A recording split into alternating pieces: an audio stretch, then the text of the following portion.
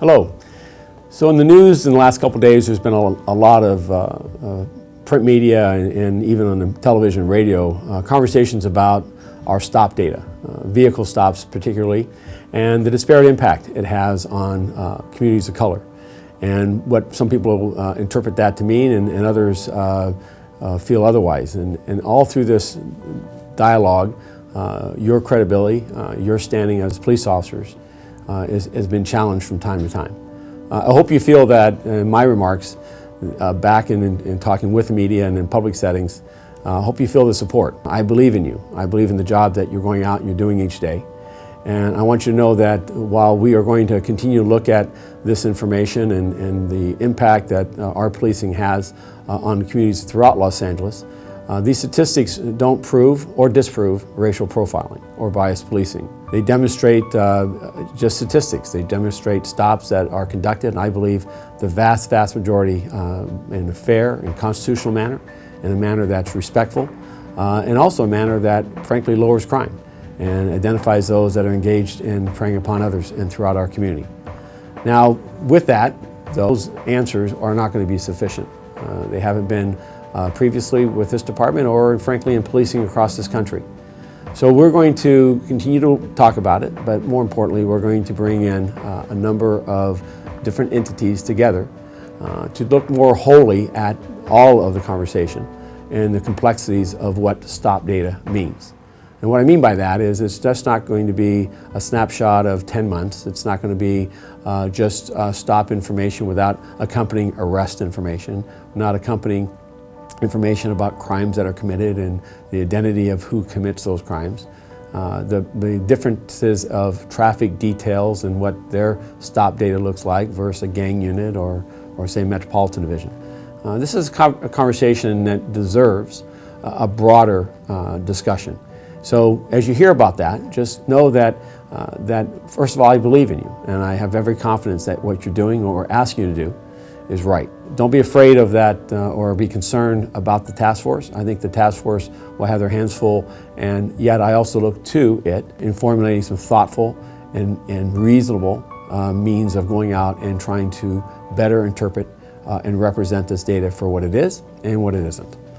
Now, in addition to that, there's been some recent conversations that has nothing to do with the stop report that the LA Times put out this week. But in the last couple of months, we've been looking at how our expansion of Metro some years ago, what results it's producing. What are our crime strategies and crime suppression? What do they look like day to day? And what are the outcomes and results that we're getting? And I want to thank the men and women that are working in Metro in crime suppression details for the results that they've achieved, as well as for the success that they go and strive for each day. But we also, in looking at that and talking with the command, have recognized that we could probably do a better job of giving Metro more latitude by defining its role a little differently than just crime suppression. And what I mean by that is, as we look back in my history with Metro, Metropolitan Division crime suppression platoons used to go out and regularly do stakeouts, regularly search for people who were responsible for violent crime or serial crimes like burglars, rapists. And we've gotten away from that, and we've gotten to become more recently, in recent years, more reliant on vehicle patrols and doing investigative stops in designated areas or sectors. And in doing that, while we have suppressed crime and we have seen a reduction in violence, we've also seen a huge increase in those stops that don't produce results. And some critics that believe that that symptom or that circumstance is causing more harm than good in those neighborhoods. So in hearing that, but also in looking at what we want Metropolitan Division to do, we're going to make a shift. Now, it won't involve any downsizing or any reassignment of Metropolitan Division. Our 407 personnel are critical, not just for their canine search capabilities, not just for D-Team, not just for the equestrian unit, but those 4 crime suppression platoons allow us to muster more than 200 officers and personnel that we can put on emergencies and man-made as well as natural disasters. They allow us to put a highly trained and equipped workforce on civil disorder, on special events, on crises that occur in the city from time to time. That macro capability I'm going to maintain. What we are looking at, though, is that in each of those 4 geographic crime suppression platoons is giving them and authorizing them and allowing them, in support of the bureau in which they are assigned, to do those other crime investigative strategies, to utilize them for, again, the stakeouts, the surveillances, the identified searches for felony suspects, for violent suspects that are wanted and are still in the streets. Those strategies, I believe, will allow Metro to better live up to its capabilities, as well as the investment we've made with a very talented and elite group of men and women that make up our crime suppression platoons. Lastly, part of that Metro realignment also is taking a portion of Metro's officers that are currently working crime suppression and using their expertise, their experience, to help us in in-service training. Right now we have, as you know, command and control training. We have arrest and control coming up beginning here this next month. And both of those involve field tactics to deal with tough and difficult circumstances, challenging field scenarios, and how do we maintain an officer's safety, how do we protect each other from harm, from injury, and how do we overcome these difficult scenarios.